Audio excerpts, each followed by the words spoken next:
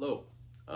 I am going to talk just a little bit about Last of Us. I was going to wait until the season was over and do like a full season long review, but certain events have transpired that have made me want to talk about this show right now. So this one's gonna be pretty brief. Maybe I'll end up doing like episode by episode review if episodes keep coming out and I keep having a lot of stuff to say. So I guess first off, I'll talk about what I liked about episode 1 of season 2, and then I'll get a little bit into episode 2 of season 2, which is like the big deal. The premiere of season 2 was really great. Handled the time jump really well. I think a lot of times shows and movies have a difficult time of doing time jumps, specifically like making the audience believe them through like the aging of the characters. But both like Bella Ramsey and Pedro Pascal look like they've aged. I think it's 9 years. Pedro Pascal in particular is also like acting older, if that makes any sense. His performance in the first episode was really, really great, specifically like that therapy scene where he's doing a lot of facial acting, and he's just like very nuanced with it, but also very expressive, and you can really understand the emotions that are bubbling underneath the surface for Joel. I think the show is doing a great job of reminding the viewers that even if they do like Joel and they empathize with Joel, he isn't necessarily the best person, and he is definitely not infallible morally. They intentionally start this season with not Joel, not Ellie, not any character that we know yet, but Abby, who is a character from the video games that I know people have a lot of opinions about. But it opens with her and like this group of people who are kind of sitting in the tragedy of what Joel did at the end of the first season, which, by the way, if you haven't seen Last of Us or like play the game or anything, don't watch this because I'm going to be spoiling stuff pretty soon. I just think that's a great way to start this season, to remind viewers that there are consequences to the actions of the first season, and even if they do side with Joel, there's still this other side to it. It's really the genius of Last of Us so far, and what I think really worked about season 1, it like gave us space to empathize with every single character. And the core themes of season 1 to me were like, what would you do for the people you love, specifically in this apocalyptic context? And the first season has a lot of side characters who are doing certain things for love that can be perceived as morally wrong, and the show is very much confronting the audience and asking them, is this what they're doing okay? And each episode, it gets a little bit more morally gray, which leads directly into the season finale of season 1, where Joel does something that is like the most morally gray thing you could possibly do. And personally speaking, I don't know. I think, obviously, again, spoiling for season 2, episode 2, which is a really big spoiler, obviously the way that you feel about what transpired in episode 2 of this season definitely depends on how you feel about Joel as a character. And I'm not sure how I feel about him. I very much like fall into this is a morally gray world, and it's a very nuanced situation, because like I like Joel and I definitely liked him in the first season, but I also was kind of blindsided by the choice that he made to kill a bunch of people without telling Ellie, and specifically to like lie to Ellie about this. That's another thing, is a lot of what's going on here is kind of happening because people don't know the full picture of other people's lives. So like Ellie, is going to be very upset at Abby because she, spoiler alert again, don't stop watching this if you haven't seen it, but Abby kills Joel in episode 2. Basically like the first episode she's been in, so immediately people are really not gonna like her. But like Ellie is not aware of the fact that Abby killed Joel for a reason. She's not even aware of the bad thing that Joel did. And that monologue that Abby delivers in episode 2, which I think was really, really well performed by Caitlin Dever, who is just great so far in this show.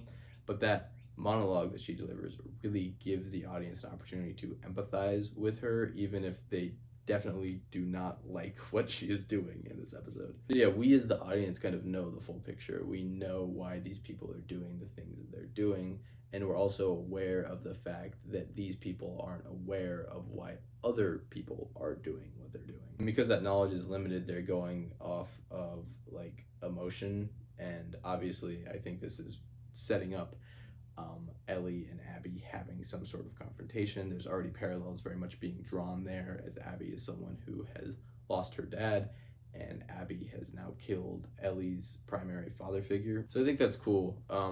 Not cool. It's bad that she killed Joel, obviously, but like thematically, I'm really, really interested in what this show is doing because it's playing with such complex ideas and such like complex dynamics between characters, which I think works really well for this apocalyptic landscape.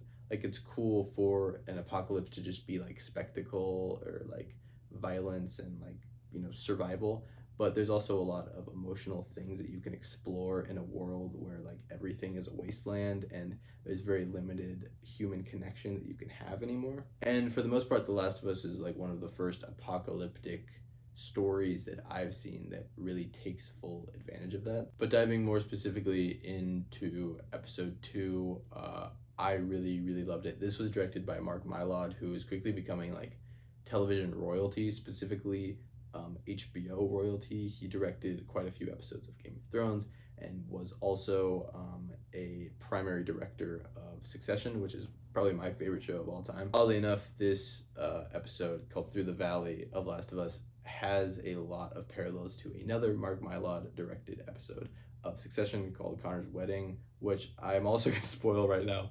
It's season 4, episode 3. So if you haven't seen Succession, don't watch this any further. But Connor's Wedding is also like an early to mid season episode that takes a very bold risk and kills off a lead character, and the rest of the season is like, okay, what do we do now? Which makes me very excited for what is going to happen in the rest of this Last of Us season. I have not played the game.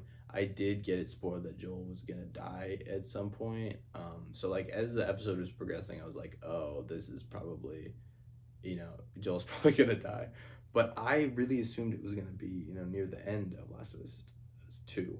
And I also thought that they were going to give him like some sort of redemption arc to like make up for the wrong that he did, but it makes him just an even more compelling character to me that he doesn't have that chance at redemption. That's why this first episode of season 2 is so great and so important. That therapy scene really gives you a view into how Joel feels about what he did, which is to say like he doesn't necessarily have any regrets about it, but he does clearly like feel remorse for what he did, and having to live with the consequences without being able to like fully repent for his actions or even like kind of tell Ellie why he did what he had to do is just a really interesting choice. It's hard to know when I'm like praising the show and praising the game, but they do kind of come hand in hand, as Neil Druckmann, the creator of the Last of Us video games, is also an executive producer on here as well, and is a co-creator, I believe, along with Craig Mazin. People who are kind of complaining about, you know, slight differences that are being made or major differences that are being made.